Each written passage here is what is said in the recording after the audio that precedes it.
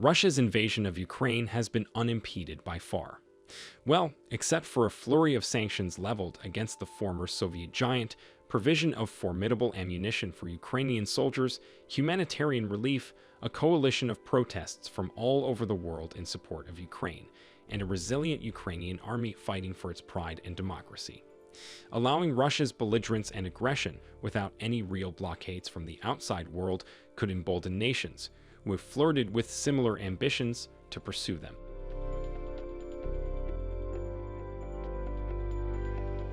As a matter of fact, the Eastern European war waging between Russia and Ukraine has illuminated the possibility of a potential territorial conflict in Asia. For years now, China has courted the idea of a potential invasion of Taiwan, officially the Republic of China, yet only under current President Xi Jinping has this threat been more profound. The current Chinese leader's inferred approval of Vladimir Putin's mission has heightened suspicions of an inclination to annex the self-governed island state of 23 million people.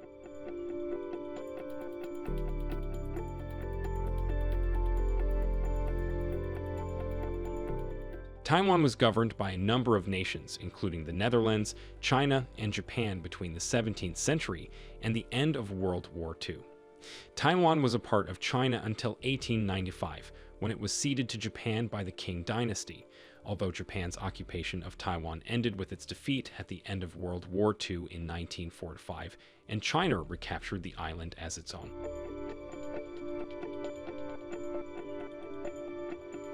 China ruled Taiwan with the approval of the United Kingdom and the United States until an incident sparked a civil war in China, and Mao Zedong's Communist Army exiled Chiang Kai-shek from the mainland. On the back of a breakout civil war in mainland China, the Chinese Communist Party lost control of Taiwan to the Kuomintang, a nationalist movement. The Kuomintang, spearheaded by Chiang Kai-shek, fled to the island, having lost to the Communists in 1949.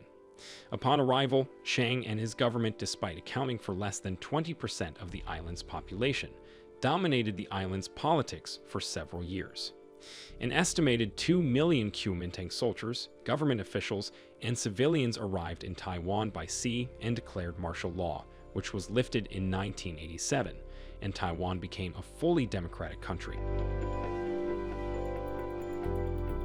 Chiang and his successors established what amounted to a dictatorship in Taiwan for decades, until democracy was restored in 2000 when Taiwan elected Chen Shui-bian as president. This was a move that alarmed Beijing because it obstructed years of peaceful cooperation between the two territories.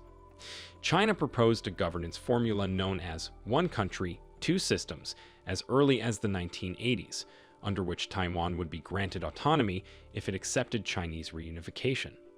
Taiwan, however, turned down the offer but relaxed restrictions on Chinese visits and investments, ushering in a brief period of peace beginning in 1991.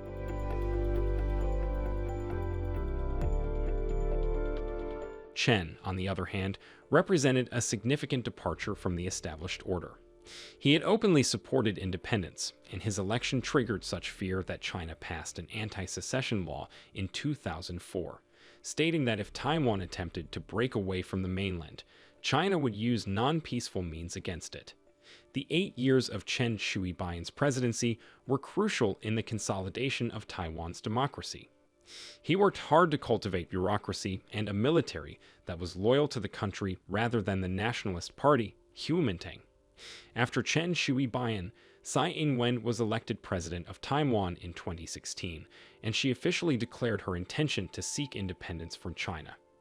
Following claims by Chinese President Xi Jinping that Taiwan will be reunited with China, Tsai cited Beijing's recent clampdown on Hong Kong as proof that a one-country, two-systems framework would fail. Taiwanese public opinion strongly supports this viewpoint. Today, an increasing number of people identify with Taiwan rather than China. According to a survey conducted by National Tsinghua University, more than 64% of the island's residents identified as Taiwanese, while only 3% identified as Chinese.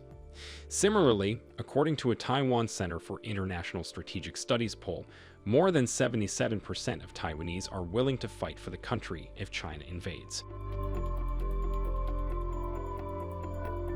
However, the international community does not share this sentiment, as only 15 countries have formal diplomatic ties with Taiwan, while no government has formal ties with both Taiwan and China. Taiwan is also denied a seat at the United Nations and has been barred from participating in a number of international organizations and partnerships at the request of Beijing.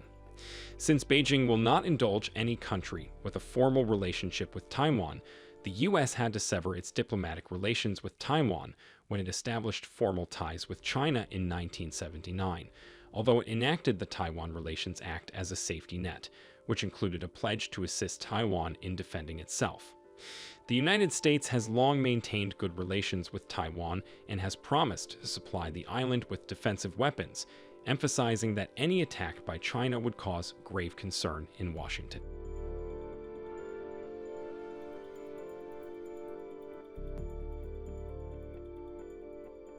As things stand, the Chinese Communist Party does not want to take Taiwan by force, although it does not want to abandon its historical claims to the island.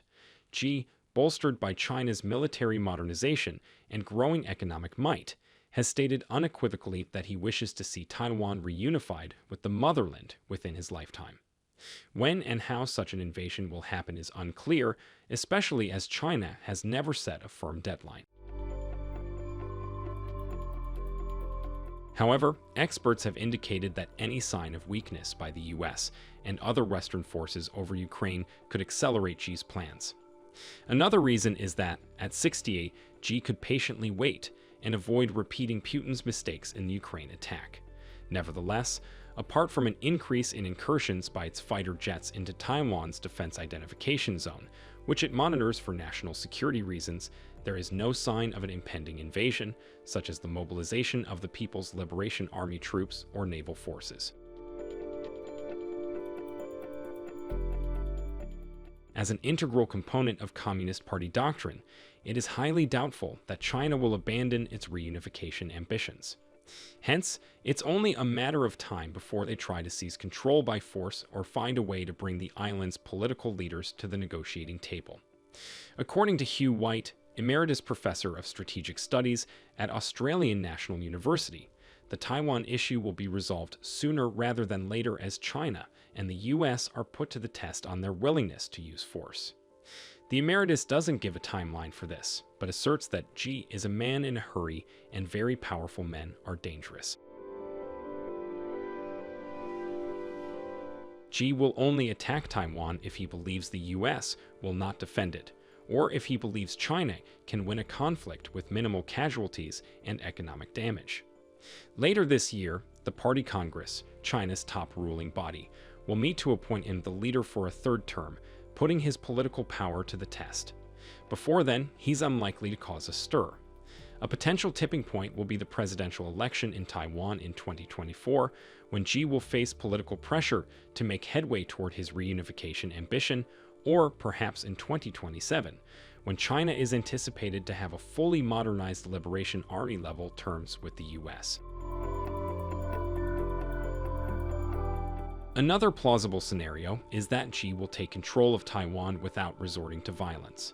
This could be accomplished through cyber attacks, a misinformation campaign, and economic sanctions, severe enough to bring Taiwan to its knees and force its elected leaders to negotiate.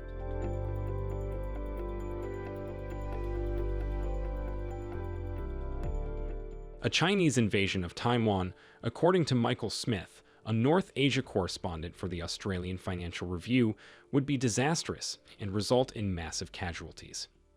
Military experts suggest the island could muster at least 450,000 troops to repel an invasion. In a battle involving two countries with long-range missiles capable of destroying ships at sea, as well as advanced cyber and electronic warfare capabilities, China would need to deploy over 1.2 million soldiers from a total force of 2 million, as well as thousands of ships on offense.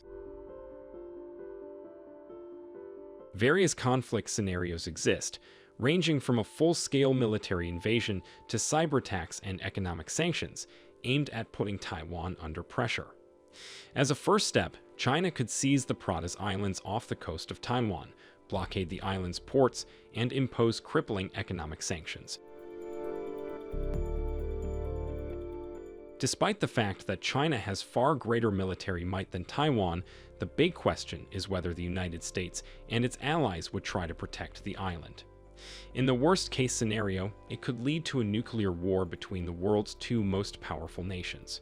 Although the United States has not stated categorically whether it will intervene to defend Taiwan's military, it has made clear that it supports Taipei's independence from mainland China, particularly as its strategic influence in the Asia-Pacific would erode if China were to control Taiwan.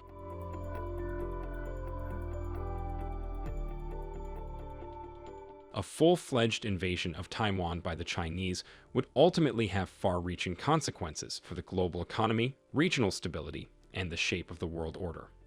For starters, Taiwan leads the world in the production of semiconductor chips, which are used in a wide range of electronics such as smartphones, vehicles, and weapon systems.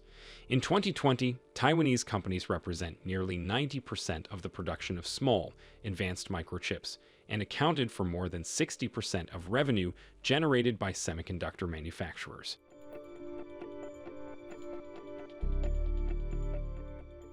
According to a study conducted by the U.S. Air Force Office of Commercial and Economic Analysis, if China conquered Taiwan, it would control nearly 80% of global semiconductor production, in addition to its own domestic capabilities. What this means is that leading companies such as Microsoft and Apple, as well as military defense contractors, would be in the clutches of Beijing. For this, President Joe Biden has recommended Congress pass legislation to boost U.S. semiconductor production. Nonetheless, even if his lofty goals are met, matching Taiwanese expertise will take years, according to a study by the Center for New American Security. The report highlights the issue by stating that the U.S. is already more reliant on Chinese microchips than it was on Middle Eastern oil in previous decades. China's ascendancy would have enormous consequences for regional powers such as India, Japan, and Australia. Under the premise of internal balancing, Asian powers have largely integrated economically with China, where regional nations can help China rise and benefit from it only if China's rise is limited by competing nations. If China continues to assert its dominance in Asia, its upward trajectory may accelerate, thereby raising serious security concerns for countries such as Japan, from which China is attempting to seize territory, and India, which is threatened by Chinese intrusions into its northern border. Other countries that are not directly threatened by China would suffer from both the disruption caused by an invasion and the decline in economic ties with Taiwan.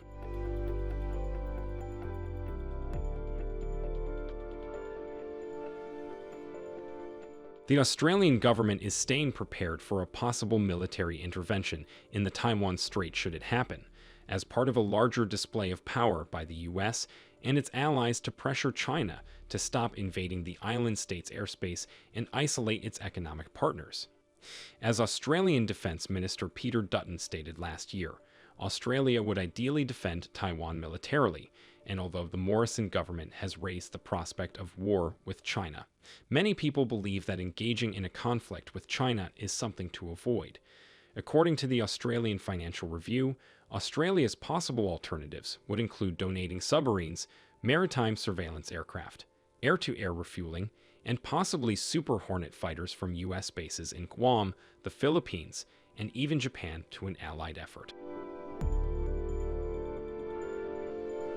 Whereas the United Nations and most countries recognize Beijing's People's Republic of China as the sole legal government, Taiwan is supported diplomatically by a few countries, such as Belize, Guatemala, Haiti, Honduras, Swaziland, Tuvalu, and Lithuania. Simply put, in the aftermath of Russia's attack on Ukraine, and in the event of a Chinese invasion of Taiwan, the democratic world order, as we know it would, and is now in danger of succumbing to authoritarianism, a bygone era. As much as the speculations about a Chinese invasion persist, an actual invasion at the moment is highly improbable, as any move in that direction by President Xi is expected to be influenced by the outcome of Russia's war in Ukraine. If you enjoyed this video, watch also the next video on your screen, which looks into what Finland and Sweden's NATO membership means to the world. As always, make sure to give our video a like and subscribe to our channel for more exciting trending videos.